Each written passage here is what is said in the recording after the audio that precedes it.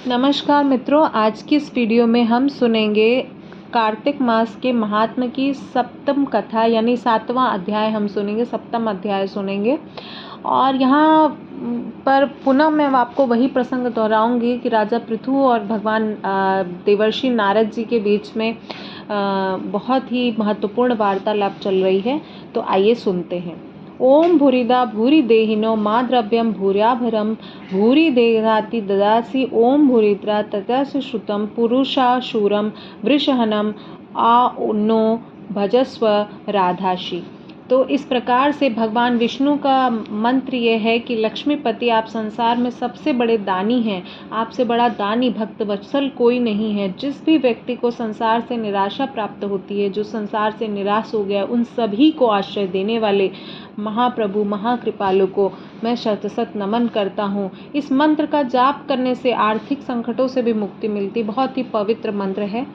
तो इस प्रकार से कार्तिक मास का अध्याय है कि नारद जी पुनः कहते हैं कि हे राजन, कार्तिक मास में व्रत करने वाले को का जो नियम है वो मैं संक्षेप में बताता हूँ। आप इसको ध्यान से सुनिएगा कि व्रती को सब प्रकार के आमिष, मांस, उड़द, राई, खटाई तथा नशीली वस्तुओं का त्याग कर देना चाहिए। व्रती को दूसरे के घर पर जाकर अन्न ग्रहण नहीं करना चाहिए, किसी से द्वेष नहीं करना चाहिए और तीर्थ के अतिरिक्त अन्य कहीं पर भी आपको यात्रा नहीं करनी चाहिए। कार्तिक मास में देवता, वेद, ब्राह्मण, ग्राय, व्रती, नारी, राजा एवं गुरुजनों की निंदा इत्यादि आपको नहीं करनी चाहिए।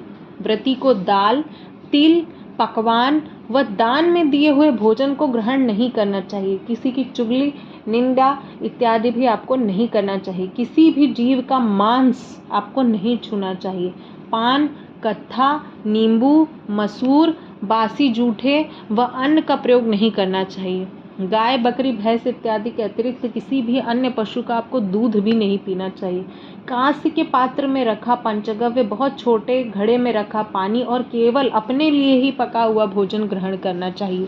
कार्तिक मास के व्रत करने वाले मनुष्य को सदैव ब्रह्मचर्य का पालन करना चाहिए। उसे धरती पर सोना चाहिए और दिन के चौथे प्रहर तक केवल एक ही पत्तल में भोजन करना चाहिए। व्रती को कार्तिक माह में केवल नरक चतुर्दशी यानी छोटी दीपावली तक शरीर में तेल केवल चतुर्थी तिथि को ही लगाना चाहिए। कार्तिक मास के व्रत करने वाले मनुष्य को सिंघाड़ा, प्याज, मट्ठा, गाजर, मूली, काशीफल, लौकी, तरबूज इस प्रकार की वस्तुओं का बिल्कुल प्रयोग नहीं करना चाहिए।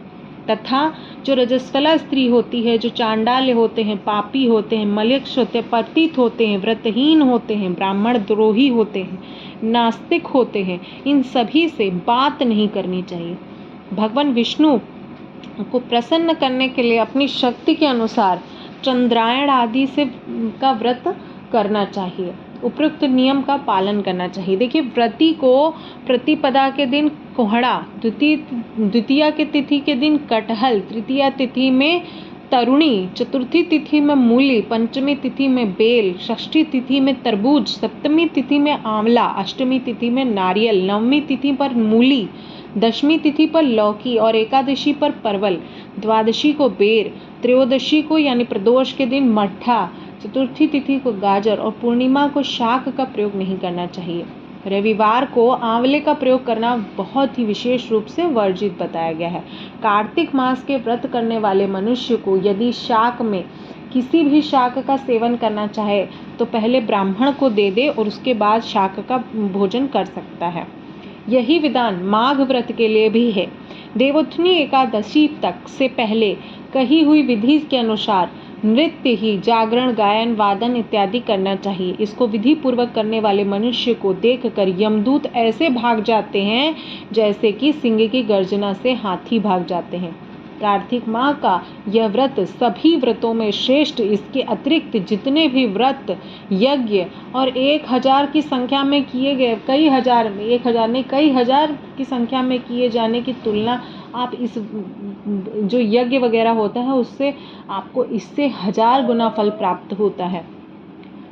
मनुष्य को सीधा वैकुंठ की प्राप्ति होती है। इतना महात्म्य, इतना वर्णन किया हुआ है कार्तिक मास का। जिस प्रकार से राजा की रक्षा के लिए अंग रक्षक करते हैं, उसी प्रकार से कार्तिक मास के व्रत करने वाले मनुष्य की रक्षा सीधे भगवान विष्णु की आज्ञा से इंद्रादि करते हैं।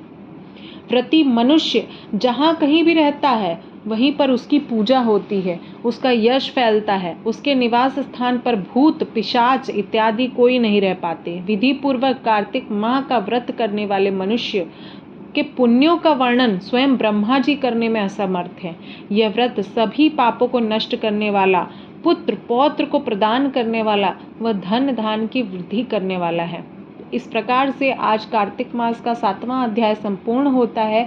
उम्मीद करती हूँ कि मेरे द्वारा कही हुई इस महात्म्य और कार्तिक मास के श्रवण से आपको कुछ जानकारी, कुछ जो विशेष रूप से मैं वर्णन कर रही हूँ उससे आपको अवश्य लाभ मिलेगा। और ऐसी मनोकामना करती हूँ कि आपका कार्तिक मास का व्रत बहुत ही पुण्यदायी हो, बहुत ही फलदायी हो। और आप सभी से निवेदन करूँगी हमारे परिवार का हिस्सा जरूर बने, बेल आइकन को प्रेस कर दें। वीडियो कहीं पे भी किसी भी रीज़न पे पसंद आई हो तो लाइक शेयर ज़रूर कीजिएगा। मिलती हूँ इस प्रकार की नेक्स्ट वीडियो में, तब तक के लिए जय श्री कृष्ण।